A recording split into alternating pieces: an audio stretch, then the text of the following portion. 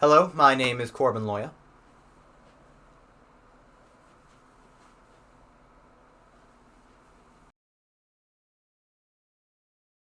Bloopers have always been the number one thing in my life to have me pursue acting because, yes, they're a great thing to watch just for entertainment purposes, but for me, I've always wanted to be an actor my entire life, but I've always been afraid to pursue it. Was I ever good enough? Was I ever going to make it? And a whole bunch of thoughts would go through my head, but bloopers always eased those thoughts because it always showed me that people make mistakes. Big actors make mistakes. Lesser known actors make mistakes. And it's okay to fail to reach success. It's okay to mess up on a few lines if it means getting the right take. So although I've always wanted to be an actor, and there's a lot of things in my life that have really made me realize acting is something I really want to pursue, it's blooper reels that really showed me that I can pursue it.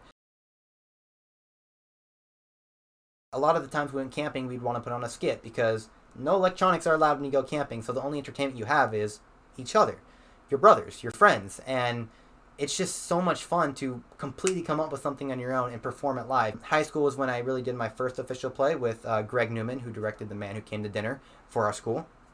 And I played Mr. Stanley, a grumpy old man who gets beat up by a Christmas tree and a piano. So that was a lot of fun. All these things, especially Boy Scouts, of all things, really taught me what I know now.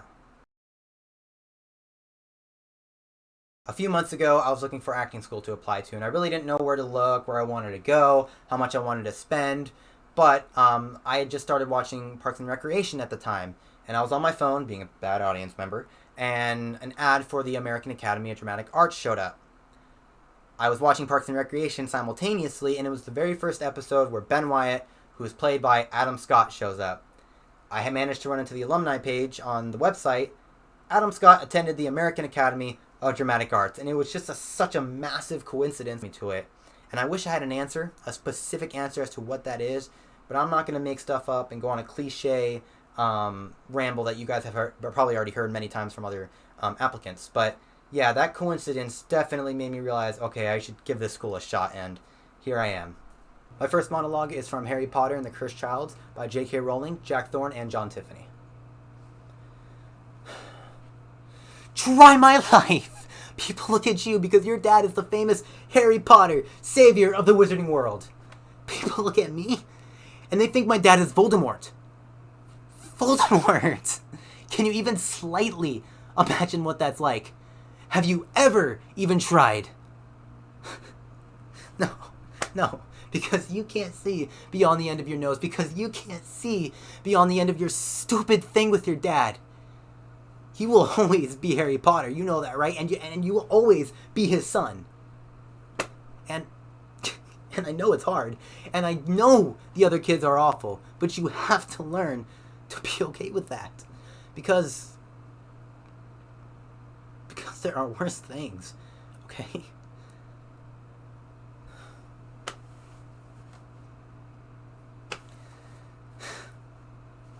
There was a moment I was excited. A moment when I realized time was different. A moment when I thought maybe my mom hadn't got sick. Maybe my mom wasn't dead.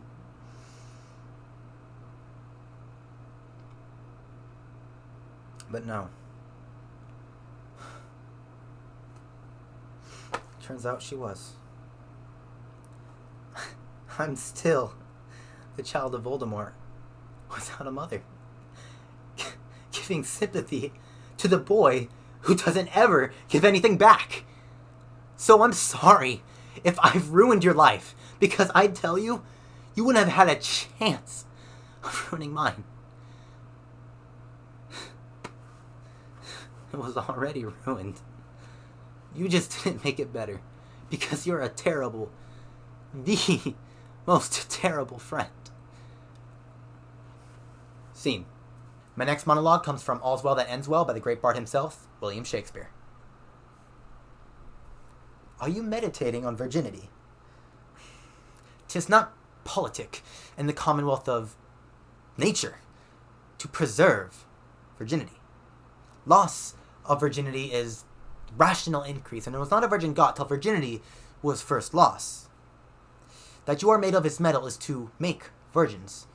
Virginity once lost may be 10 times found. By being ever kept is ever lost. 'Tis too cold a companion. Away with it. 'Tis against the rule of nature. To speak on the part of virginity is to accuse your mother's the most infallible disobedience.